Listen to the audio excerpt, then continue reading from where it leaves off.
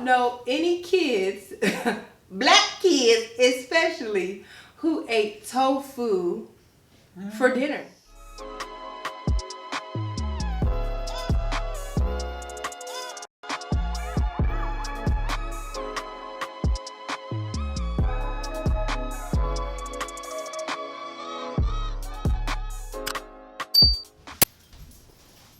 Ooh.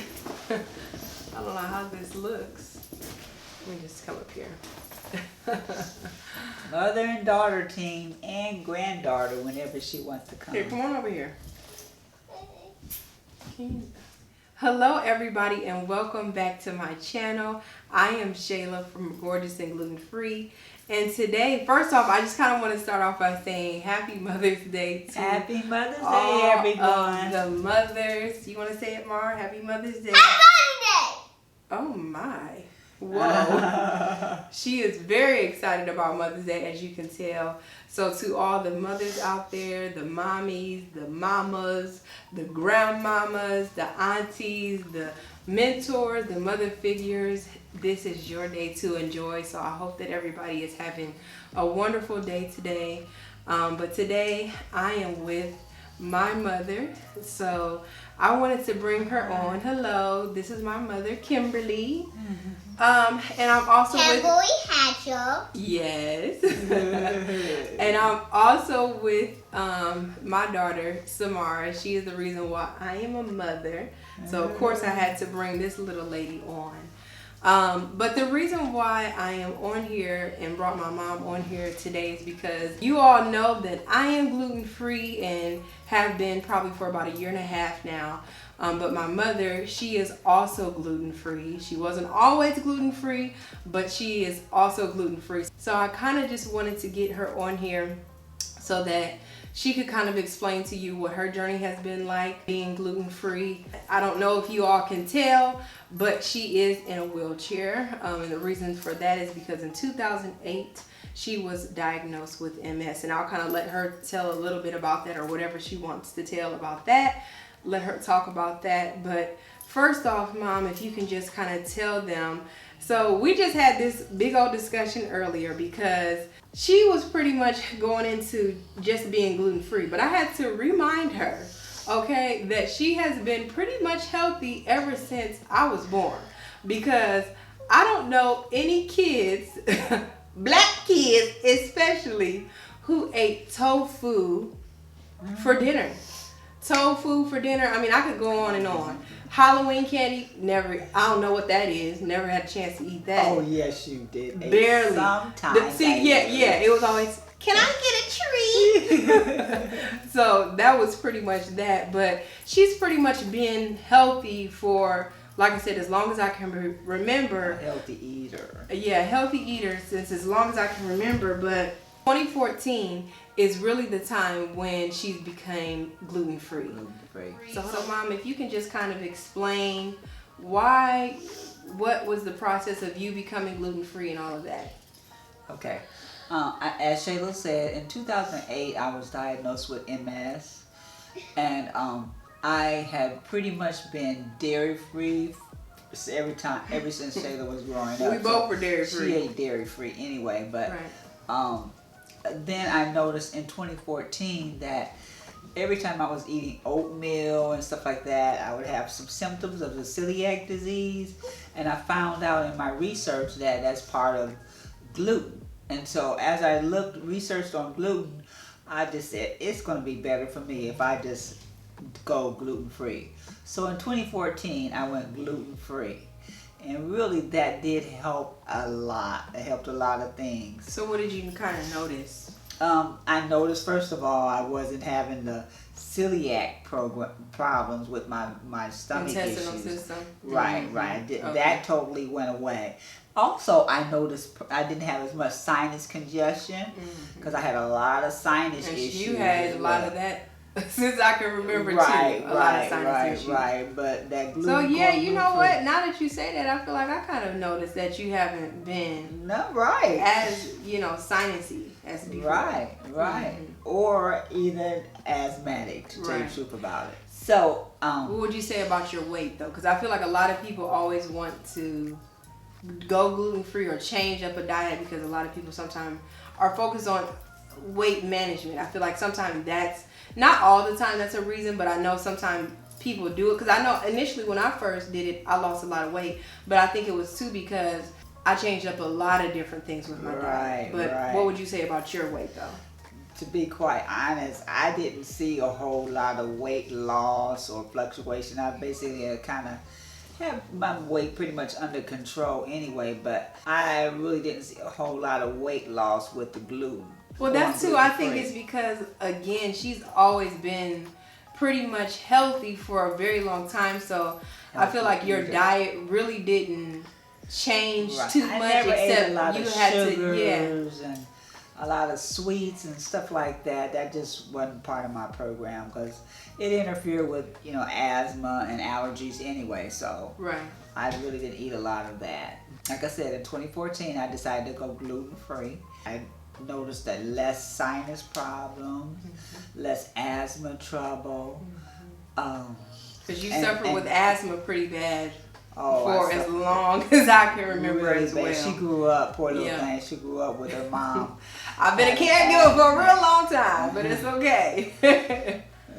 But anyway, we made it through that until the next thing. Again, like I said, in 2008, I was diagnosed with MS. So on my journey with the MS thing, I decided to step up my healthier eating when I found some information from Terry Walls. She has a book called Walls Protocol.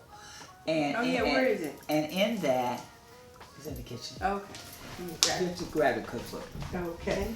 And in that, Terry Walls talks about 3 different levels of a diet that you can have for any autoimmune disease. And so I decided that, hey, I'm gonna jump on board with that. So it was, her first level was Walls Protocol. Her second level was Walls Paleo, and then the highest level was Walls Paleo Plus. Yeah. So I just decided to jump on the plus. Right. So it's a totally gluten-free and dairy-free diet, right? Yes. Okay. Yes. Yep. And so the different levels, the more kind of, I wouldn't say restrictive, but the different levels kind of give you her original goal, or I think her end goal, is for everybody to be in ketogenesis, or pretty much little to no carbs at all. So that's what the highest level gets you to, is that state. So this is just the cookbook, the Walls Protocol cookbook. Hopefully you all can see this. Mom, where'd you order this from? And Sharita sent it to me, but you can get it off of Amazon. Okay, yeah, by Dr. Terry Walls. So that's what. How long have you been using her protocol? Since 2017. Okay. I've been using it since 2017. And in her protocol, she substitutes healthy fats instead of non-healthy fats. And those healthy fats were the avocado, coconut milk, and that type of thing. And so I've been eating a lot of coconut milk, cooking with coconut oil, and all of that. So that has really been beneficial for me. And a lot of berries. I eat a lot of strawberries and blueberries. Yeah. So does she have, and that's what we have to look at too, because you keep saying coconut, but I know like Samara, she's allergic to coconut. So I'm just thinking for people that's allergic to coconut, I'm sure she probably, because I did feel like she had substitute things, like if you couldn't eat certain things, she did have it. Because I haven't read it all the way through, but I have taken a couple recipes from her booklet. And so, yeah, she uses a lot of bone broth. She uses a lot of different things. And a lot of green vegetables, a lot of greens. You feel like, you know, being gluten-free has benefited you health-wise as far as your MS and different things like that? Oh yeah, the going gluten-free and dairy-free has really benefited me. In fact, every now and then I do step off of the diet of gluten-free and dairy-free, but when I do, all those bad symptoms come back on me as far as the sinus congestion, congestion in my chest, and even some stomach issues. So this is my lifestyle for the rest of my life. Mine too, and that's why I said, I mean, I already know, y'all know, well, I done said it before on my channel. Sometimes, I do mess up and I have things that are not gluten-free, but literally your body can tell as soon as you have it pretty much it's going to cause you some type of issue. For me, it's my skin, it's all the eczema, it's all of that. And sometimes could be intestinal issues because now I do feel like I have, get stomach problems and things like that. But, overall, I mean, did you find it hard though to transition out? And probably not. At first, it was hard for me to transition to the Walls protocol because there was a lot of things in there like what's the drink I drink? Kombucha tea? Yeah, kombucha Oh yeah, tea, she wasn't familiar with sauerkraut, that. And I feel like I was stuff drinking that like before that. you, maybe. Yeah. You probably was, and I'm like, I 'cause love I didn't even kombucha know tea. what kombucha tea was. Right. I didn't like sauerkraut. And that's surprising because she had I'm telling y'all, she had us eating some of everything that was weird. And what's bok choy? That was another thing that you didn't eat, but you eat a lot that's now. a very good, more nutritional lettuce. Don't eat iceberg lettuce. Right. Well, try not to. But bok choy or either romaine Bok lettuce. choy. Yeah. Okay. So what's your top 5 gluten-free products that you would recommend for everybody? Greens. She recommends a green stir fry. Like what? Collard greens, or what are you saying? What when you say greens? Collard greens, mustard greens, turnip greens. You don't have to have all 3. Oh, and I do use a lot of kale. Mm-hmm. But in that stir fry is one or two of those greens. Every vegetable that you have on hand. Mm-hmm. Carrots, onions, garlic, even some eggplant. And then a meat. Mm-hmm. You can have chicken, you can have some pork, right. You can have just any type of meat that you would like to have in there as your meat protein. So I eat a lot of the green stir fries. Mm-hmm. A lot of those. So that's your number 1 recommendation? Yeah.